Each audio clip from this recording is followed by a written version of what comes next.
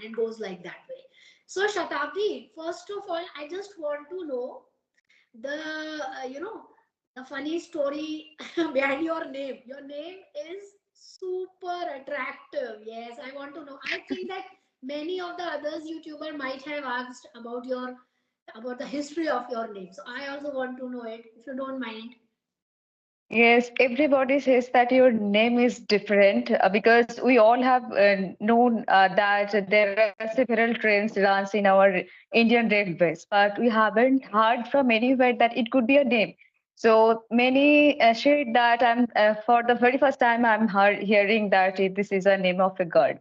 So yeah, this name was given by my father. My father gave me this name, and I like this name. And when somebody says that your name is unique, I also feel very good. Yes, it's unique. Not only unique, it's quite, very beautiful. It has its own uniqueness. Plus, your name carries a beauty in itself. That is why I was so curious to know about your name. So, should I tell something about myself? Sure, definitely, ma'am. I would love to know about you. Okay, thank you. So, Shatabdi, as you know by now, that my name is Ritu Pathak and I belong to Agra, right? Mhm. And here it's quite chilly. You must be knowing that. And from where are Yes. you? I'm from West Bengal. I'm talking to you from West Bengal. Yes, And the name of my district is Bankura, which is located in the western part of my state. all right. So, what the kind of weather are you enjoying there? What kind of weather are you enjoying? Yes, it is freezing, but not that much. The Hmm. way you were experiencing it, especially the people from northern part of our country, they're experiencing severe cold. But here it is not freezing. All It's cold, right. not freezing. Yeah, in northern parts, because of because of the topmost region, maybe we are just freezing like hell. But in your area, it's moderate. It's moderate. Got it. Yes. So, Shatabdi, tell me something about your West Bengal. I would love to hear it. It's a beautiful, beautiful state. Yes, absolutely. Everyone says that it's a beautiful state, and I also feel that, and I also feel very proud about my state. And it's beautiful. You would love to explore each and every corner of our state. There are so many famous places you can visit there. Like Darjeeling is a famous hill station, which is located in the northern part of our state.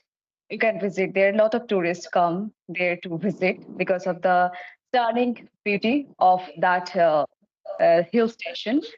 And apart from that, in Kolkata itself, that is the capital city of West Bengal, there are a lot of places you can visit. Like Shrine City, Eco Park, Belur Math, Dakshineshwar Kali Temple, and Wow. Victoria Memorial Hall, which is famous for its stunning architecture. It was Ah. built for to honor the Queen Victoria, to honor Queen Victoria and to remember her legacy in India Mhm. during when India was under British rule. That time it was made to honor Wow. her. So it's also Beautiful. for its Right. stunning architecture. You would also love to visit that place. Wow. So, And yes. talking, talking about festivals, Durga Puja is very famous here. Yes, It yes. falls on autumn and people celebrate it for 4 days. So that Hmm. time people who live in different states, they come, who live in different countries, even they also come. So they enjoy for 4 days a lot during that. Apart from Durga Puja, we also celebrate Holi, Diwali, and each and every festival which is Yes. celebrated in India too. After all, we all are Indians. At the end of all, the day, we all are Indians, right? all are Indian. In 2007, I visited Calcutta. Right. Okay, Now that is the there's capital. Calcutta, yeah. I visited in 2007 and then I got a golden opportunity to visit Kali Ghat temple. Yes, yes. It was so beautiful and Hmm. it has a different kind of vibrations. Yes, yes. Everybody would love to explore. Mm-hmm. So, have you ever visited Kali Ghat temple? No, I haven't been there. Still, I haven't been there because I was so busy in my studies to complete studies, I took a lot of time. Even still, I'm struggling to get a job. So still, I'm reading.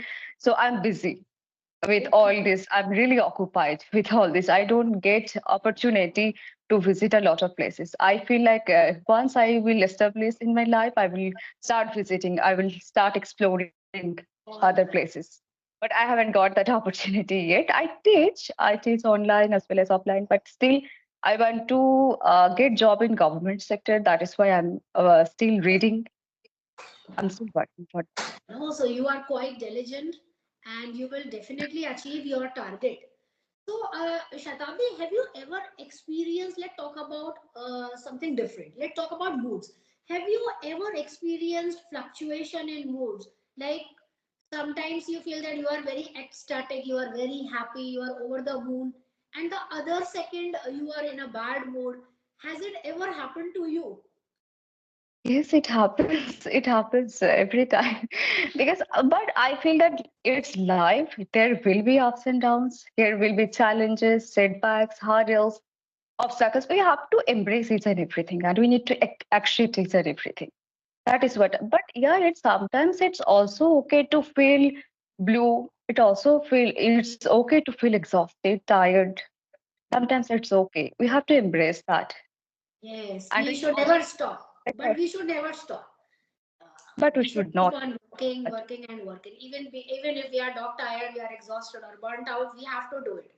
Yeah, because I think that women power, because of this women power, we women are multitaskers by nature also, and we have to compile, a lot of things together, right? All right. So your future plan is to be a government teacher. Yes, sir. Okay. Okay. Teacher Yes, in I a want to see because this is what I dream since my childhood that I want to become a teacher. I strongly desire for that. But in my state, there are a lot of problems are going on. So here what is happening here in my state. Government is not recruiting teachers for a long period of time. So that is a problem. We are facing a lot of issues for that reason. But I government. can try in another state. For that, I'm preparing. See, nobody can predict about future. What will happen next? We can't foresee that. But our target should be very clear, and we should work hard. We should leave no stone unturned in achieving whatever we want to. So no excuses. So what is your routine? I mean, and what time do you wake up in the morning? Because you have to do, I think, so studies also and a lot of errands you have to run. So what is your Yeah. basic routine? I wake up early in the morning. I try to wake up at 4, and even I used to wake up at 4, but these days I'm waking up at 5. Then I study a little bit for myself. And my students come at 7 o'clock, so I teach them. I teach them for 1.5 hours, and then I leave them at 8:30. And after teaching them, I have my breakfast. After having my breakfast, again I start reading. After reading, I try to interact with co-learners, especially in the afternoon time. I try to interact with co-learners. I keep this time for interaction with other people. And then again, I read books.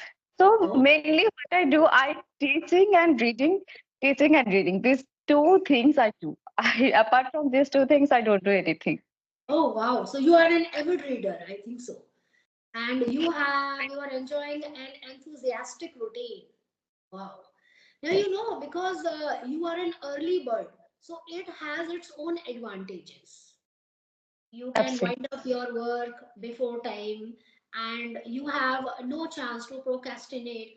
And at the end of the day, I think that you feel satisfied how you passed your day, and you are happy at the end. Whatever goal you have set in the morning, or whatever work or whatever task you have to do, you easily wind up because you are an early riser and you set. So do you plan your day something? Do you have a kind of Yes, planning? sometimes I plan that today I will read this. For example, yesterday I planned that I will read poetry today. So I read that poetry today. I read a poetry. That name of that poetry is "Ode to a Nightingale." So I read that poetry, and yes, I plan. Sometimes I plan. Most of the time, I don't plan, but sometimes I plan. Ode to a Nightingale by Sarojini Naidu. No, Wow. Ode Nightingale, it was written by John Keats. It was written in the year 1890. Yeah, So, John Keats. I'm just confused because Sarojini Naidu has also written one ode, but it is just slipping off from my mind now. Yeah, Ode to the Nightingale is by John Keats. And have you ever read the poem by Robert Frost? The roads were not taken. It's Robert a, Frost, I have heard about this author, but I haven't read that. Have you right. read? Yeah, I have read, and in that, the actually the basic thing in that which the poet has come up with is basically that we have two different roads in our life. One is like when we jump in the bandwagon, like what others are doing, we follow it. We normally ask, what do you want to be? And people, especially small children, they say, I want to be a doctor, I want to be an engineer. So they are just jumping in the bandwagon without knowing that whether this profession suits them for is suitable for them or not. But at the other time, there is a certain group of people which is very unique. They want to do something different, though they know that they may face a lot of hurdles while achieving their target, but because they are the one who are not only physically strong but mentally strong also, right? And they leave no stone unturned to achieve that goal. Sometimes in the mid of the way we give up. Sometimes it Right. happens that we dream of becoming anything since childhood, as you said that you are having a dream of becoming a government teacher, and it's so cool. And the best thing is that you are working in the same direction. Hmm. Right, but normally what people do is they have their dream, but because of certain situations or conditions, like some personal issues also pop up from time to time, they give up in the midway and they regret at the end of the day. So Mhm. this actually poem by Robert Frost is about that only. That the poet in this poem, he made up his mind to take the road which is a little bit tough, which is full of difficulties and Mhm. hindrances. But at the end of the day, he feels relaxed that okay, he has chosen something different. So basically, it's a very beautiful poem, right? And one poem also, which is very close to my heart, I love that poem. It is by William Wordsworth. I don't know whether you have heard about it or not. That Yes, is Daffodils. Daffodils. Daffodil.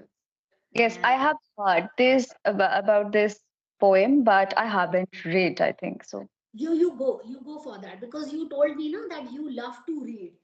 You Mhm. definitely give it a shot. In that, there is a beautiful line which the poet has mentioned: 10,000s I saw at a glance. So in this, he has used beautifully the figure of speech, uh, hyperbole. Hyperbole. So hyperbole is a kind of figure of speech in which we talk about something that is impossible to show. Like sometimes we say, "Na, he cried and filled the river with her tears." So something which is not possible, but to exaggerate. Yes, sometimes we Oh, exaggerate the situation, huh? So then we use hyperbole. So he has used beautiful figures of speech. So you must go for that and you must read it. And you can give try, yes, to a metamorphical language also. okay, okay, ma'am. I'll definitely try. Just go and read figures of speech and try to cultivate this kind of language also while communicating. Like what happens na, normally when we communicate, we want to use. I Mhm. mean, everybody wish to use different types of words, but sometimes we don't know what to use. So we can incorporate certain phrases. We can also incorporate idiomatic expressions, and we can also incorporate figures of speech to enhance the Yes. level of spoken English, right? Like if you want to say that you are very cool. Cool means that you are very, easygoing person. You are very happy person. So we can also say Mhm. that you are as cool as a cucumber. Yes, you are as cool as a cucumber. Yeah. So this adds, what I feel is that this adds an extra, beauty to your language. And slowly and Yes. gradually, if we practice, then we can easily Mm. use these words. So, Right, Shatabdi, right. what strategies are you following to just level up your spoken English level? Yes, these days I'm not doing that much. Earlier, I used to interact with a lot of co-learners, but these days I have reduced a lot. I'm not speaking with a lot of co-learners, but every day I learn phrases, idioms. Every day I learn, and these days I'm also trying to incorporate idioms in my conversation. So what I do, I learn idioms and I discuss those idioms with other co-learners. So it helps me a lot to remember for a long. When I discuss with others, I do not forget that. I can remember for a long. Right. So this is what I'm doing. So, is there any idiom you can just share with us on this platform? Okay, definitely, ma'am. So one idiom I would love to share, that is count your blessings. Count your blessings means be grateful for what you have. For example, there are people who are not happy with what they have. They always focus on what they lack. So instead, we should shift our focus from what we lack to what we have. So we can say to those people, count your blessings. Be grateful Right. for what you have. We have a lot of things to be grateful in life. So count your blessings means be grateful for Very what you nice. have. So, Shatabdi, meeting with you is a kind of blessing in disguise for me as well. And we will connect very soon. We will have one more Thank session. Right? So, definitely, definitely. Shatabdi, I just take Thank, your leave. Bye, Shatabdi. thank you so much. It was lovely conversation with you, ma'am. Thank you so much for giving your Bye. valuable time. Bye, bye, Shatabdi. Have a nice Take care.